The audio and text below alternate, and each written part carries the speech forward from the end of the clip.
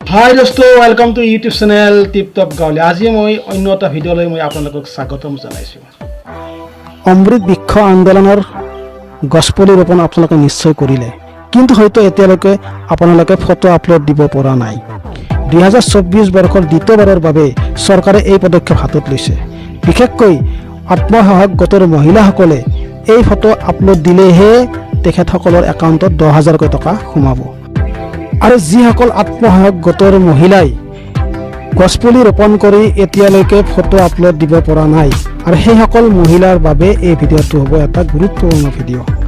গতিকে আপোনালোকে মোৰ যদি ভিডিঅ'টো চাই ভাল লাগে তেতিয়াহ'লে এটা লাইক কৰি দিব, আৰু মোৰ চেনেলত যদি নতুনকৈ আহিছে তেতিয়াহ'লে মোৰ চেনেলটো ছাবস্ক্ৰাইব কৰি দিব, আৰু কাষত থকা বেল আইকনটো দবাই দিব। আৰু যদি আপোনালোকে মোৰ ফেচবুক পেজত চাই আছে তেতিয়াহ'লে মোৰ পেজটো ফ'ল' কৰি দিব। এতিয়া হওক মই ভিডিঅ'টো আৰম্ভ কৰোঁ।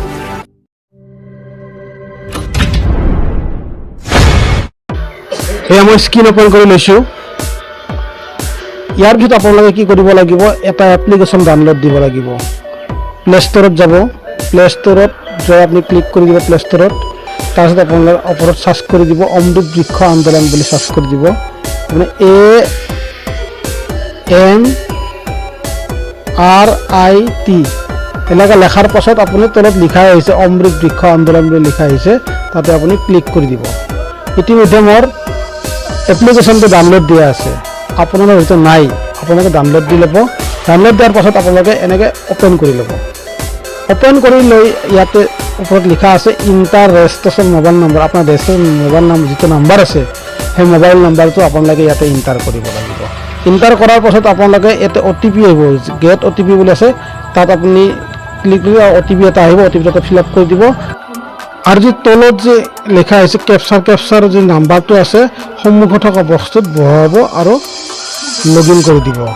তাৰপিছত আপোনাৰ এনেকৈ ইণ্টাৰেষ্টটো খোল খাব, আৰু আপোনাৰ সম্পূৰ্ণ এড্ৰেছটো ওপৰত এনেকৈ লিখা আহিব। তাৰপিছত আপুনি তাতে আপলোড ফটো আছে, আপলোড দিবলৈ আপুনি আপলোড ফটো ক্লিক কৰিব, আৰু ডিলিট ফটোটো যদি আপুনি ফটো কেঞ্চেল কৰিব বিচাৰে ডিলিট ফটোত ক্লিক কৰিব লাগিব। এতিয়া আপলোড ফটোত মই ক্লিক কৰি দিলোঁ। তাৰপিছত এনেকৈ ইণ্টাৰেষ্টটো খোলা কৰা, আৰু যদি আপোনাক এলাও বিচাৰিলে এলাও কৰি দিব। তাৰপিছত আপুনি ইয়াত লেখা আছে অ'পেন কেমেৰা, অ'পেন গেলাৰী এনেকৈ লিখা আছে। প্ৰথমতে আপোনালোকে কি কৰিব লাগিব, ওপৰত যে লিখা আছে চিলেক্ট প্লেন, আপুনি চিলেক্ট এই প্লেন ঘৰটোত আপুনি ক্লিক কৰি দিব। এনেকৈ আপোনাৰ গছৰ পুলিকেইটাৰ নাম আহিব।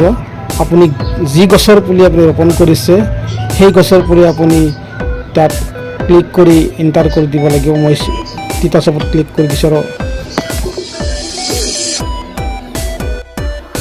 তাৰপিছত আপুনি অ'পেন কেমেৰা আপুনি ক্লিক কৰিও আপুনি ফটো উঠিব পাৰে।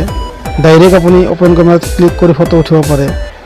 হয়তো আপুনি GPS কেমেৰাৰ দ্বাৰা ফটো উঠিব পাৰে। আপুনি যদি GPS কেমেৰা যদি আগতীয়াকৈ ডাউনলোড দি ৰাখি যদি আপুনি ফটো উঠি থৈছে তেতিয়াহ'লে আপুনি গেলাৰীত ক্লিক কৰি দিয়ক।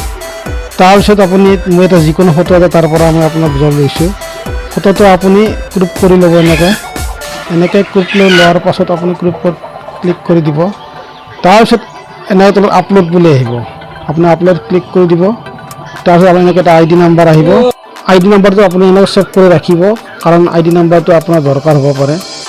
এনেকৈ আপুনি 5টা গছৰ পুলি ৰোপণ কৰা ফটো আপলোড দিব লাগিব। ভিডিঅ'টো ইমানেই, ধন্যবাদ।